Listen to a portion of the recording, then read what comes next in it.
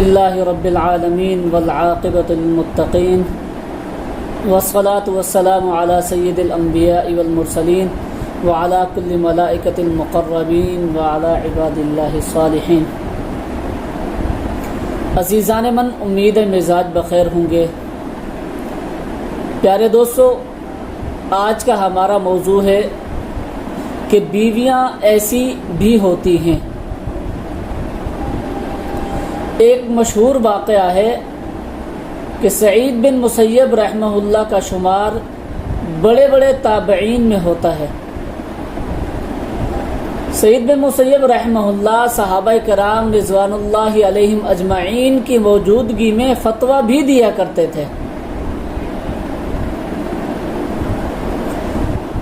سعید بن مسیب رحمہ اللہ کی ایک بیٹی تھی جو ظاہری اور باطنی حسن و جمال میں یکتا تھی۔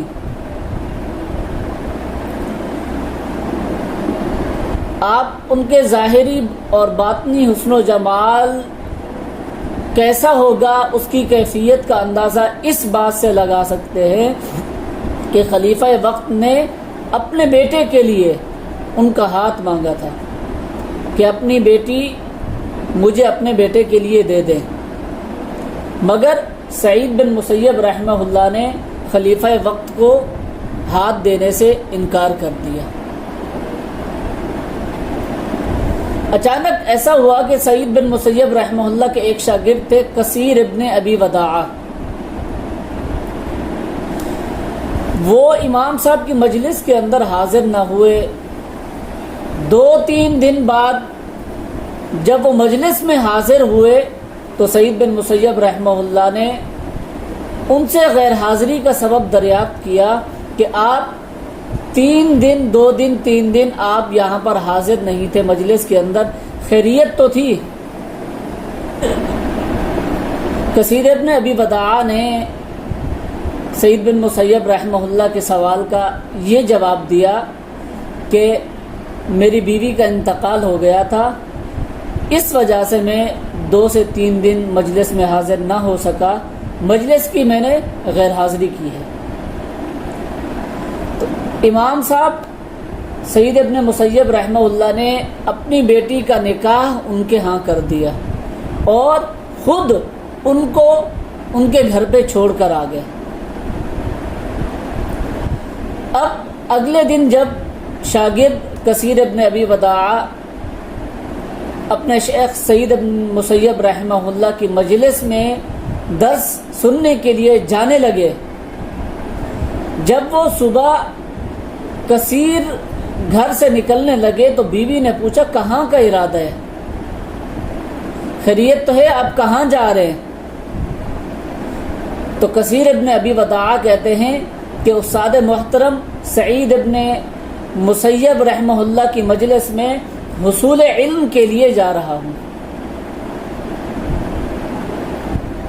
بیوی نے کہا گھر پر رکیے، سعید ابن مسیب رحمہ اللہ کا سارا علم میں ہی آپ کو سکھا دوں گی۔ گرامی قدر سامعین، اس ویڈیو کے اندر جو سبق اور جو اہم بات ہے وہ یہ ہے کہ دیکھیں ہماری بھی بیٹیاں ہیں، ہم ان کی کیسی تربیت کرتے ہیں، دین کے بارے میں، علم کے بارے میں ہم انہیں کہاں تک پہنچاتے ہیں۔ دینی علم تو کثیر انہیں علم نہیں ہوگا، اور دنیاوی اگر دے بھی دیں گے تو کس حد تک کہ وہ اس انداز سے کہ وہ دینی چیزوں کو آج کل چھوڑ کر دنیاوی فوائد حاصل کرنے لگ جائیں گے۔ عزیزان من، اس چیز سے ہمیں اندازہ لگا دینا چاہیے کہ ہمیں اپنی اولاد کی پرورش کیسی کرنی چاہیے اور ان کو راستہ جو دکھانا چاہیے وہ کون سا ہونا چاہیے۔ کہنے کا مقصد یہ ہے کہ دین کا علم بھی اپنی اولاد کو ہمیں سکھانا چاہیے۔ یہ اس سے مراد نہیں کہ آپ دنیاوی علم نہ دیں، بلکہ دنیاوی علم بھی اس وقت انتہائی ضروری ہے، کیونکہ معاشرے کے اندر دنیاوی علم کامیابی اور کامرانی کے لیے ضروری ہے، اسی طرح دینی علم سب سے زیادہ ضروری ہے۔ اگر دنیا کے اندر کچھ نہ پڑھا تو ممکن ہے کہ اتنا نقصان نہ ہو جتنا دین سے نابلد ہو کر، دینی احکامات سے نابلد ہو کر انسان کا نقصان ہوتا ہے۔